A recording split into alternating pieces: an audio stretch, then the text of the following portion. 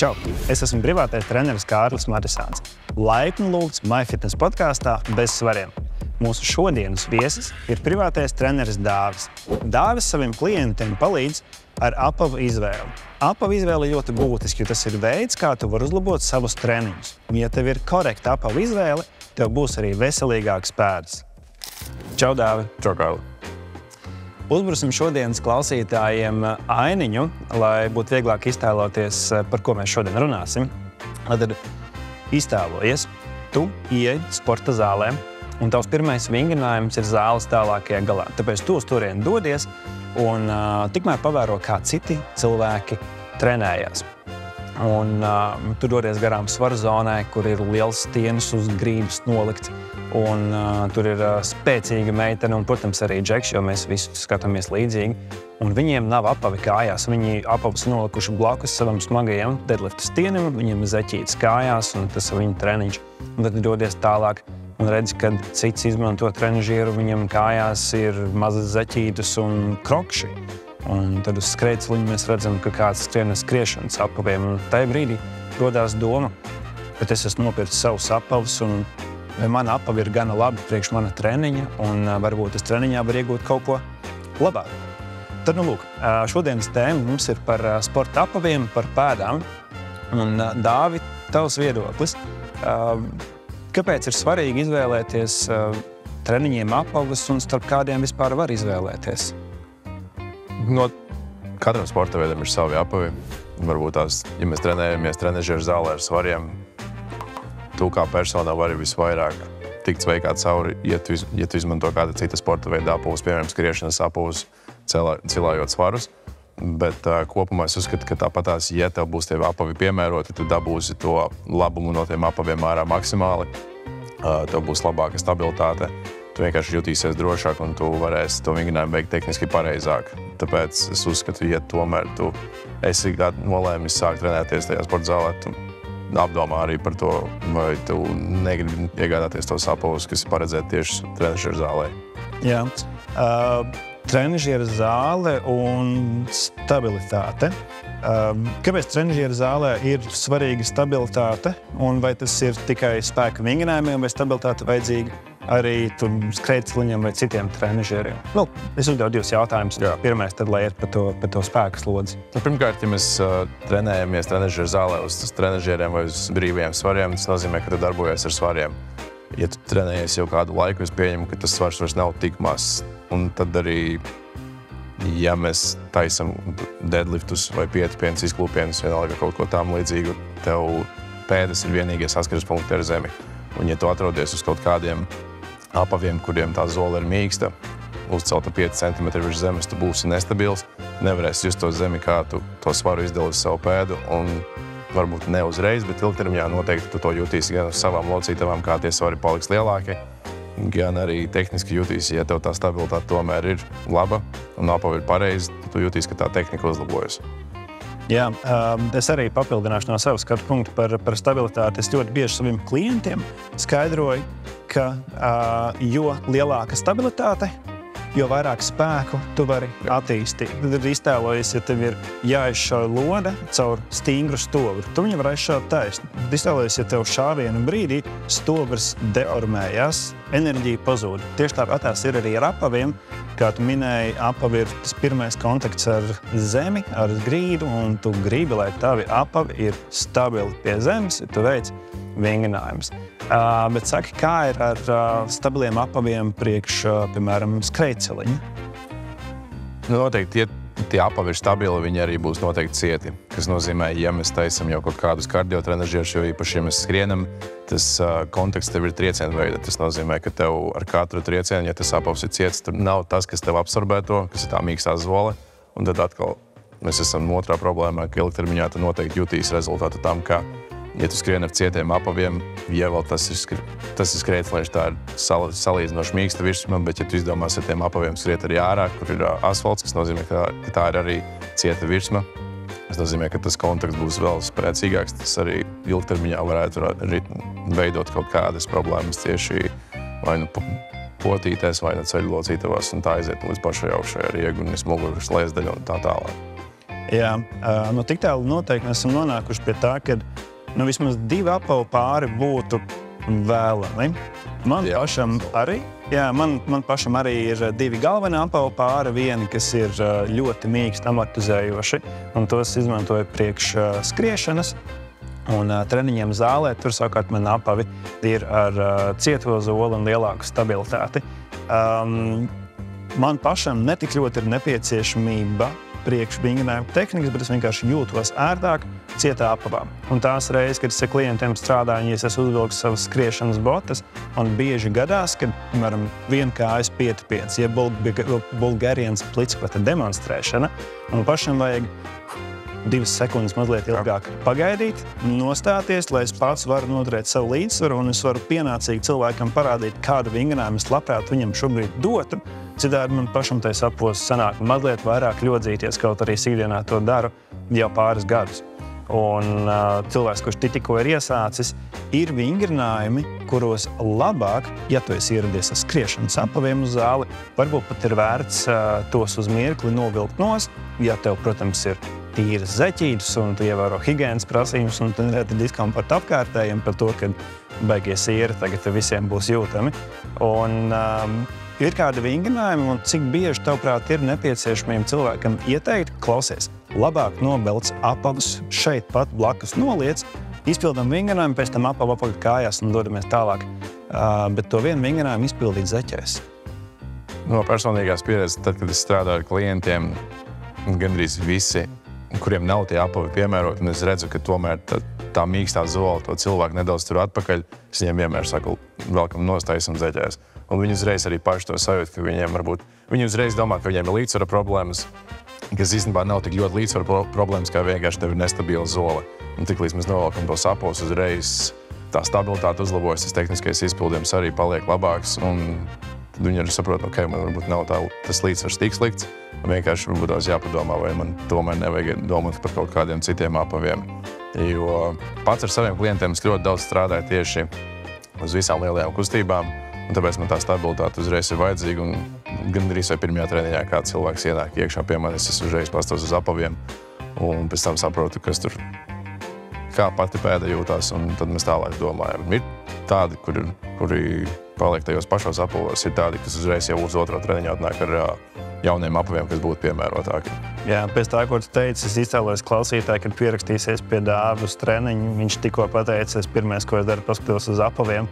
Šobrīd pie tevis nāks vismaz ar tīriem, uzpucētiem apaviem, varbūt pat jau ar 2 apavu pāriem un sagaidīt, kurus ieskaiti. Jā, man jau šitā bija pēc tā adventas kalendāra video, ka man atnāca jauni klienti, un viņi uzreiz teica, ka viņi jau zināja, ka es skatīšos uz apaviem, un viņi arī piefiksēja to, ka es tiešām pastos uz tiem apaviem.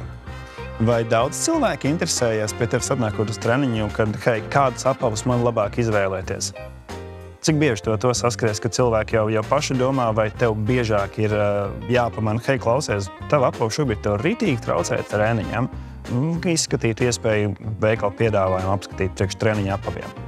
Es domāju, tie, kuri pirms pirmā treniņa ir nopirkuši sporta tērpu, viņi nemaz negrib dzirdēt to, kas viņiem teikšu. Varbūt tās mums vajadzētu kaut kādas jaunas botas padomāt, lai tā stabilitāte būtu labāka. Bet, ja tas cilvēks ir vienkārši kaut ko izvilcis pirmo no skapja, es jau redzu, ka tās botas ir arī piekusušas, es viņam iedodu to ideju, ka varbūt tās tomēr būtu nedaudz jāinvestē sevī, jāpadomā par tiem apaviem, jo tas uzreiz uzlabos to treniņa kvalitāti. Un tiklīdz viņi nopērk tos apavus, viņi uzreiz arī jūt to atšķirību. Viņi nav bijis neviens klients, kurš ir nopircis, kurš ir paklausījis mani, un pēc tam pēc tā treniņa saka, zinot, šitai nepatīk. Tur varbūt tās kaut kas varbūt vizuāli, jā, bet tīri kā viņi jūtās tajos apavos, nav bijis neviens.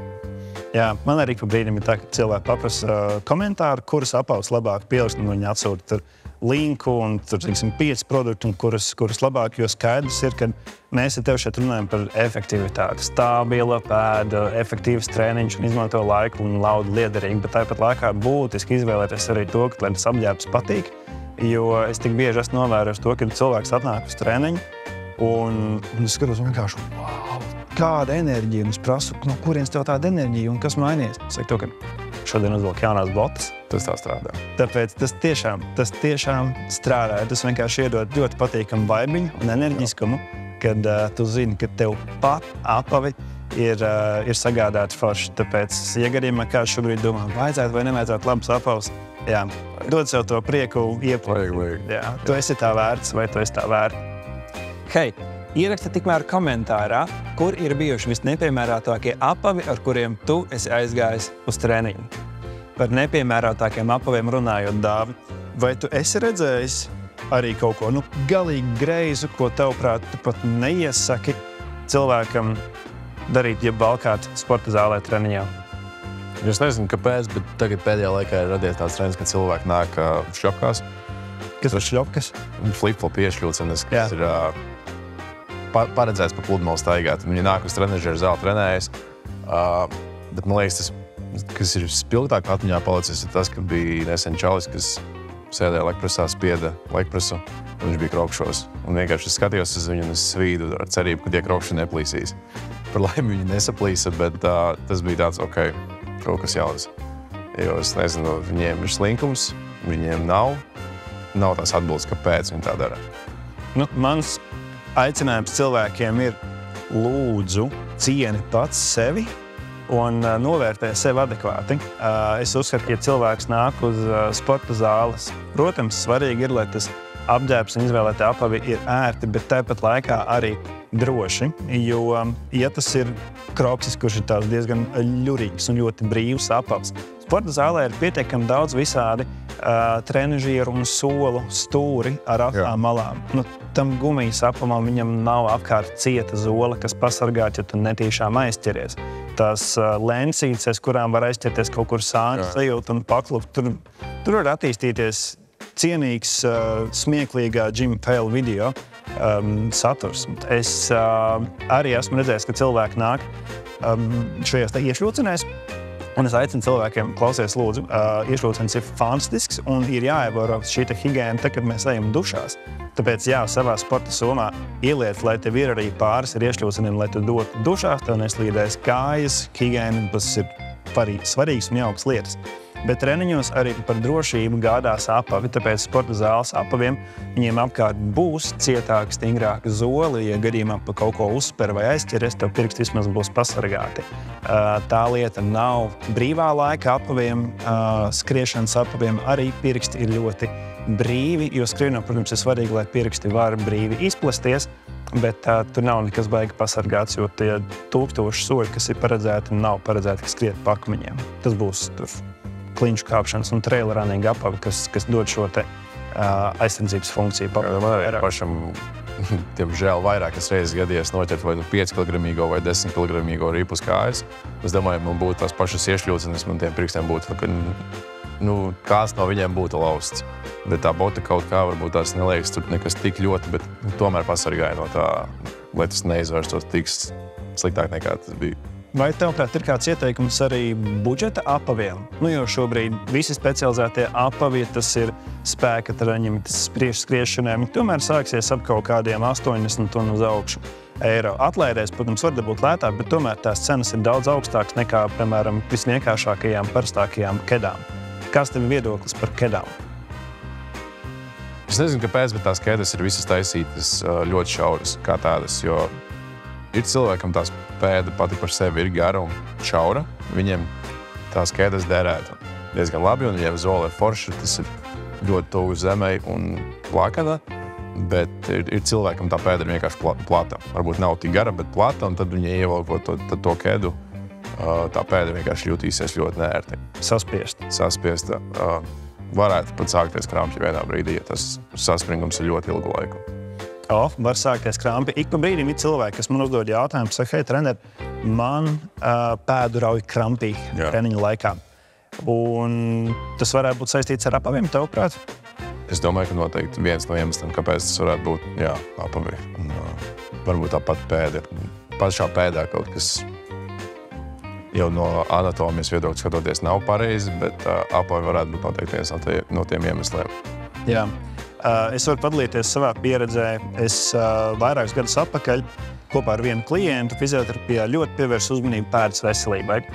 Mums bija visādi vingrinājumi, mēs iemācījāmies izplest pēdai pirkstus uz āru, lai pēda ir super plata, tā kā plezna, lai nostiprinātu pēdas garanvēlvi, ja tā ir tā arka, kas ir katram cilvēkam. Savukārt manam klientam, viņam bija ļoti plakana, saplacināta pēda, viņam pat nebija šī te arka. Un viņš iepriekš bija dzirdējis, man ir plakana pēda, principā mans mūžs ir norakstīts, man vienmēr sāpēs mugura, un tā kā ļoti dramatiski. Bet patiesībā mēs 3-4 mēnešu laikā ar specifiskiem vingrinājumiem nostiprinājām viņa pēdu. Mēs neizcēlām laukā viņam ne arku, neko viņam pēdu. Tāpatās kā bija, tur 20 apmēram gadus augus, tāpatās arī saglabājās. Bet viņš savu plakano pēdu satrenēja stipru. Jā. Un viņa ieguvums bija, viņam nebija krampi, un viņam bārā strādājot nenogura mugura. Un šķietam liekas to, ka, hei, tas taču ir sīkums, bet ir cilvēki, kuriem tā ir kā problēma. Un šobrīd mūsdienās ienāk arī jauns trends, kā tur baskāji, barefoot tipa apavi. Tad tie būs apavi, kuriem ir ļoti, ļoti plata pirkstu daļa.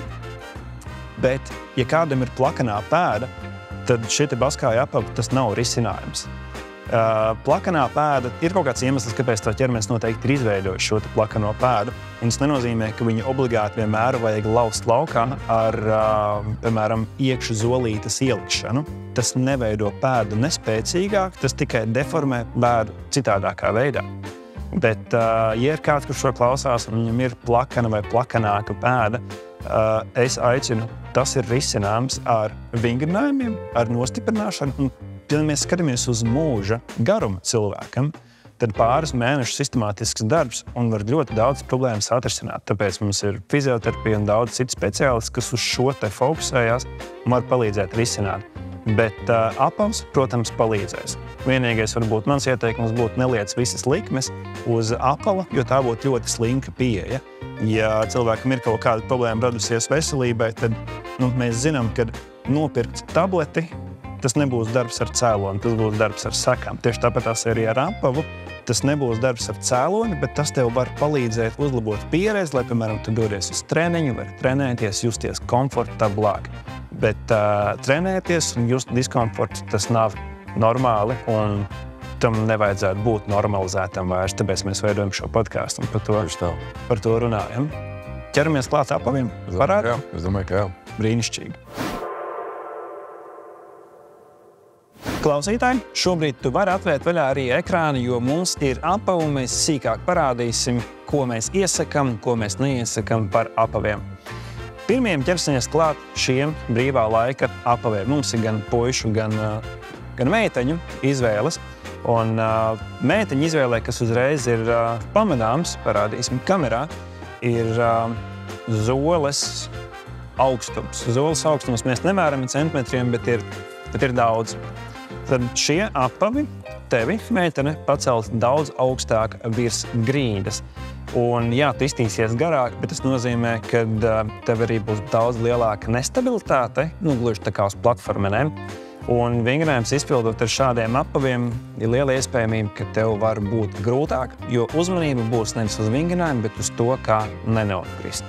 Bet izpēlēt glīti. Jā, es arī uzskatu, ka šitiem apaviem, ja mēs skatāmies uz visiem vingrinājumiem, mēs cenšamies svaru izdalīt uz 3 punktiem, kas ir zem lielā pirksta, zem mazā pirksta un papēdis.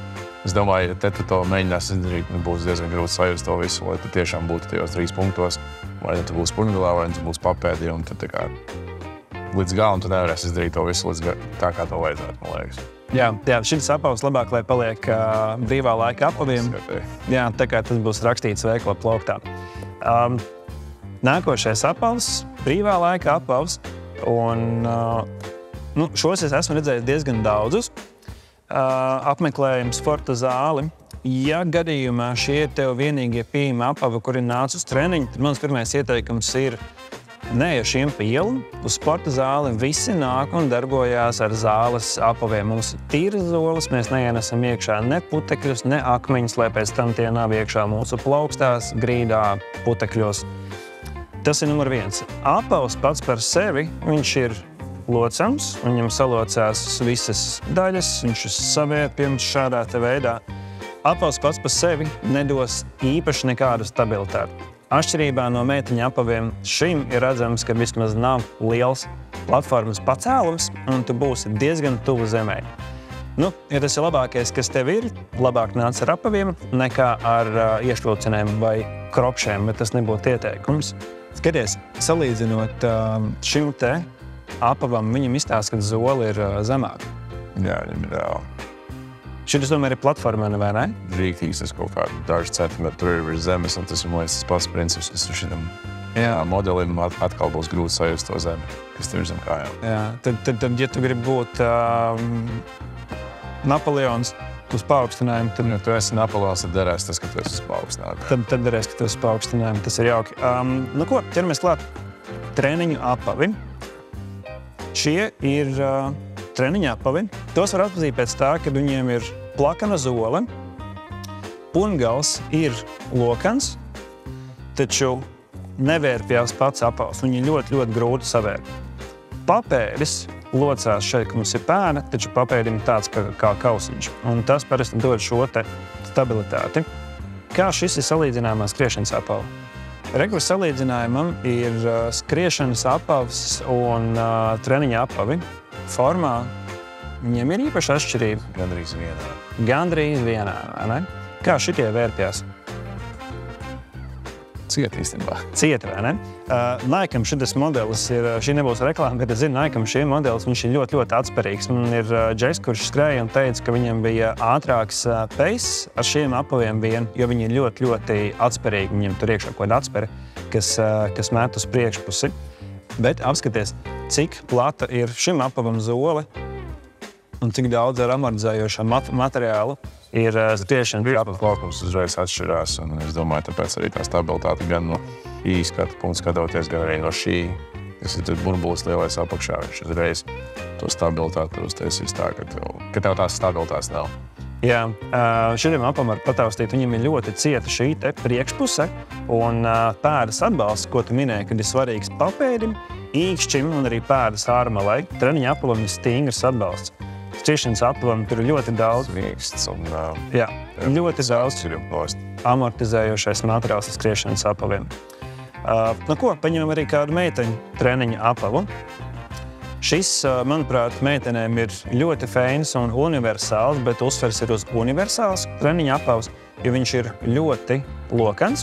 Meitenes, kurš šiem apaviem nāk treniņiem, saka, ka esot viena no visērtākajiem apaviem. Bet šim apavam viņam ir ļoti stingrs, ciets papēdis. Pati augšpusīte gan ir diezgan mīksta. No šiem apaviem es iesaku doties noteikti uz grupu nodarbībām, uz treniņiem. Es ar šiem apaviem neiesaku skriet, bet, ja kā kardiotrenažieri tu izmantosi steperi, stairmaster, attiecīgi pa trepēm kāpšanu vai eliptisko trenažieru airēšanu, tad noteikti šie apavi kā universālā pieeja tev būs. Skriešanai joprojām ieteikti atsevišķi izvēlēties skriešanas apavus. Un tad, man liekas, ir tas universālākais modelis Metcons priekš tieši treniņiem ar svarstieni. Viss jau sākot no papēža, no virsmas laukuma, tam apaviem ir tāds, ka tur ir maksimāli nodrošinās, lai tā stabilitāte būtu. Papēdi fiziski nav iespējams iespies, ja tur ir vienkārši ielikts plasmas.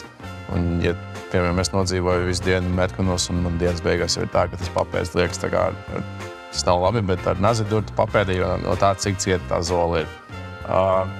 Kopumā tas apavs arī maz ir kustīgs, visa zola ir plakana, nav nekāds ekstra pacēlums vai papēdī vai pungalā, un jau pēc vairāk cilvēku pieredzes un pēc pats savas pieredzes varu pateikt, ka viņa tieši šī apavā būs visērtākā trenēšanās.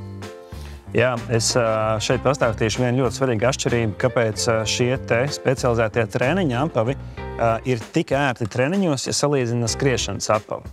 Skriešanas apavam šī te daļa, kur pēda ir visšaurākā pašā augšā.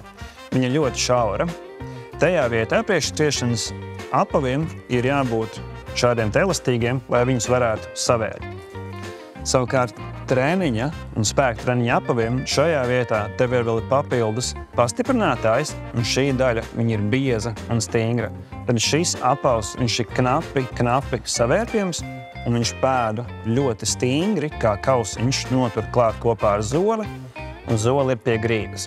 nav vērts skriešanai, bet viņš iedod to ekstra stabilitātes sajūtu. Tas ir tas, ko mēs runājam pašā epizodes sākumā par to, ka ar apaviem cilvēks var pat uzlabot savu vingrinājumu tehniku, jo vienkārši ir ērtāks kontakts ar grīdu.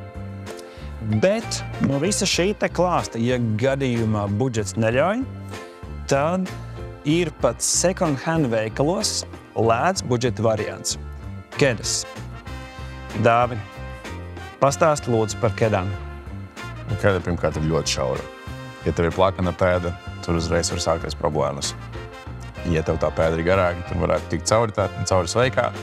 Zole ir plakana, viņa ir cieta, un es pat uzskatu, ka viņa ir plakanākā un vistuvāk rīdē no visiem šiem apaviem, kas varētu būt ļoti piemēroti gan deadliftiem. Par pietupienu būtu jāstāsta, vai tas būtu piemēroti, jo tur tā potīca un mobilitāte varētu libot, un tad būtu jau arī kaut kādas problēmas. Tas būs individuāli, kādam pietupienam. Tā būs, un tāpēc es uzskatu, ka dažiem cilvēkiem šie konversi varētu būt ļoti labi, citiem viņi varētu nelīdz galam patikt.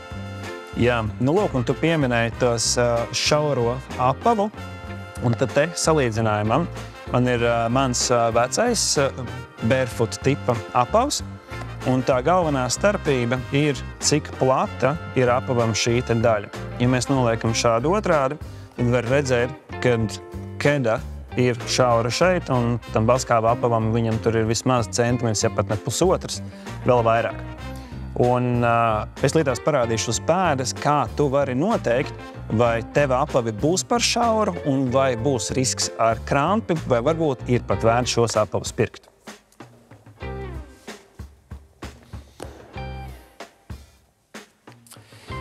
Tātad, ļoti labs veids, kā tu vari pārliecināties pie tā par to, vai jebkurš no šiem apaviem tev varētu būt labs pēdai, vai tomēr to iespiest. Šis ir ļoti plats apavs, un ja tu vienkārši noliec savu pēdu klāt pie apava un uzliec to otrādi šādi te, paprovē, cik spēj izplest pirkstus. Ja tevi pirksti neiet pāri apava zolai, visticamāk, tavs apavs nenospiedīs pēdu. Bet salīdzinājumam, ja es pielieku klāt savu pēdu pie šīs te kedas, tad, ja es mēģinu izplest pirkstus, tad tie jau un praktiski iet pāri zolē. Un tad tas ir labs veids, kā tu vari pārbaudīt šīm te mīkstajām kedām. Tu pat vari uzkāpt no virspuses. Un ja tev pirksti spiežās ārpusē, visticamāk tie iekšā būs iespiesti.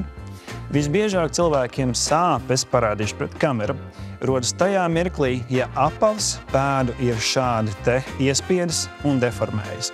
Mēs bieži ikdienā lietojam kurpes, kuras mums pašu pēdas priekšpus un pirkstiņš šādā te veidā iespiež un iegrožo. Tas pēdu atrofē un padara vāju. Un mirklī, kad mēs uzvalkam pat labus piemērotus sporta apavus, bet ikdiena ir bijusi pavadīta deformējošās kurpēs, var gadīties, ka tu uzvilksi visforšākos treniņu apavus un tev vienalga ir problēmas ar pēdām. Tāpēc arī iepriekš es minēju, ka, lai arī kādas būtu problēmas, priekš slimības mēs nepērkam tableti un mēs neceram, kad ar vienu apavu pāra uz nopirkšanu mēs varam atrisināt kādu fundamentālu problēmu. Bet es vēlos iedrošināt, ja tev ir kāda problēma, tā ir risināma pie speciālista un tas viss ir izdarāms. Ja tev ir kādi jautājumi par apaviem, kurus mēs nepieminējam šajā raidījumā, ieraksti to komentārā. Dāvi, liels paldies, ka biji pie mums. Super. Tu skatījies un klausījies MyFitness podcastu bez svariem 3. epizodi. Tiekamies nākošreiz!